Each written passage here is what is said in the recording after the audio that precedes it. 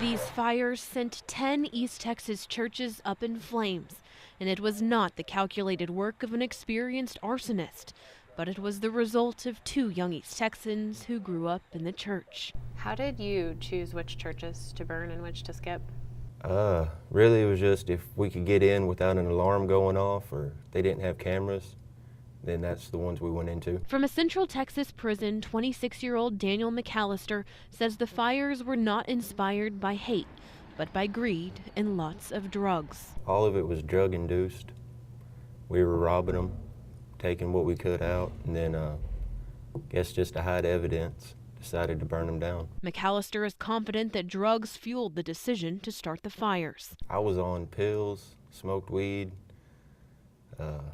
meth sometimes, just different kinds of pain pills, Mucinex pills, just anything really that would get you high. McAllister's counterpart, Jason Bork, says for him it was another drug. I was really impaired at the time because I was on the medication Chantix. For 3 years, Bork, now 24 years old, has maintained that Chantix, the anti-smoking drug, is to blame for his behavior. But I was also on an antidepressant, and the combination of the two, or maybe just the Chantix itself, left me in a state where I wasn't really able to tell reality from dreams. Regardless of the drugs, both men say the fires were not about religion. They say churches were just easy targets. So I didn't have any problem with Christianity. It wasn't any motive like that. Christianity is actually what brought the 2 men together, long before they started setting fires. McAllister and Bork met at First Baptist Church of Ben Wheeler. They were raised in dedicated Christian homes. I went almost every week. It was pretty much a requirement in our house. We started each day reading the Bible with breakfast. You know, it was just a normal small church. If you had to dress nice or nobody would talk to you. Typical churches, but it was a lot of good people there.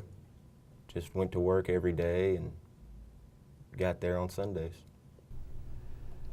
Did sort of that, I guess, feeling of people acting like they were elite or better than others in the church sort of make you feel like it was fine to do this, or was that propelling anything that you were doing? No, it just drove me away from it to leave the church, because I didn't want to sit there and people look down on me just because I wasn't wearing a suit that day. So we just decided to leave and not even go. Of all of the targets, their church was never touched. Was there a reason why? Just brought back memories to be there. I don't know, I guess because it'd be too obvious otherwise. Both men are serving life sentences, but Bork chose not to cooperate with the original investigation. So now, even when he's eligible for parole, he'll have to serve another 20 years in prison. I intended to go to trial, or at least get a plea deal that was significantly lower than that, because that's pretty severe for somebody with no criminal history. McAllister's confession quickly brought justice for the churches and both men. With his confession, they had me against a wall, You've been kind of frustrated or angry with him about that? Yeah, I mean, it's obviously pretty frustrating, and I just don't understand why he did it. Bork says he never really thought they would get caught, but McAllister, whose sister was a DPS trooper working on the investigation, said he always knew it was coming. She chose her side of the law, I was on the other. I'd expect her to do her job. It really got out of control, and I feel like I could have put a stop to it if my mind wasn't so impaired, but I don't understand why he didn't put a stop to it, because he didn't have any excuse. In 2010, a Dover Baptist Church member asked the question that so many East Texans wanted an answer to. Why? Why?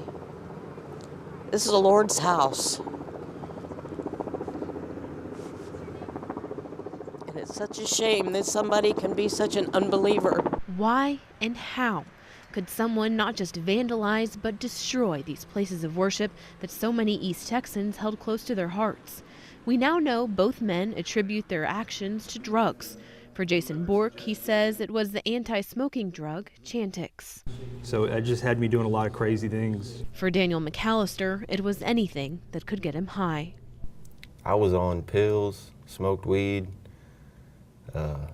meth sometimes, just different kinds of pain pills, Mucinex pills. At ages 26 and 24, they've served just a few years of their multiple life sentences. Even though the consequences of setting the fires will stick with them forever, the churches they burned have long moved on. I wrote them all apology letters about, I'd say, a year ago, and almost all of them wrote me back really wonderful letters and kind of kept in touch with me. During our visit, we brought the men more words of forgiveness from the ones they had hurt. One letter read, First, we as a church have rebuilt and moved on. We want you, Jason, to know that you have been in our hearts as well. We have no animosity toward you. Just as God offers his forgiveness, we offer ours. Have and continue to pray for you. Our greatest desire is that you would come to know him through faith in his son, Jesus Christ. What do you think about all that? I mean, you guys took something important away from a lot of people, a lot of memories in those churches, but they come to you with these words. I mean, how does that leave you feeling? You know, I feel like people put too much emphasis in the building, but I mean, either way, I still hurt those people. So the fact that they're able to be so forgiving, you know, that shows a lot about their character and that they're true Christians. The words we read to the men came from Grace Bible Church in Athens. In 2010, the church was burned beyond repair. Everything was lost, and they were one of the last to rebuild. At a time when the church looked like it could have easily folded because we are a small church. Marvin Cowan became the pastor at Grace Bible Church in the months following the fires. He says about 18 months ago, their small congregation was finally able to worship in a new building they now call home. But you're right, it did help us in that regard to regain the biblical focus that the church is people. It's not concrete and steel and glass and insulation and all those things. Pastor Cowan says the consensus among their members is that forgiveness is the only way. You know, the scriptures are very clear that, you know, we are to forgive, and if there's going to be healing for us and for them, that does need to be exchanged. As far as their own faith stands, Bork says he is a Christian. McAllister says he still is unsure. Both men say their faith is growing and they're learning every day. Just take it one day at a time, read my Bible. If I got questions, I go to a certain person in the day room, talk to him about it. And I ask my dad a lot of questions. I'll write him and talk to him about stuff. It just seems to me like as long as we worship God and we live our lives right, that's the important thing. And you know, it's my love for God that gets me through day after day and what Jesus has done for me. Even though Bork and McAllister have not spoken to each other in years, to this day both say they're equally to blame for the fires. And without knowing what the other would say, they both asked us to pass along this. Hope everybody can move past what happened and understand it wasn't targeting them just because they were religious. It was the easiest thing to get into at the time.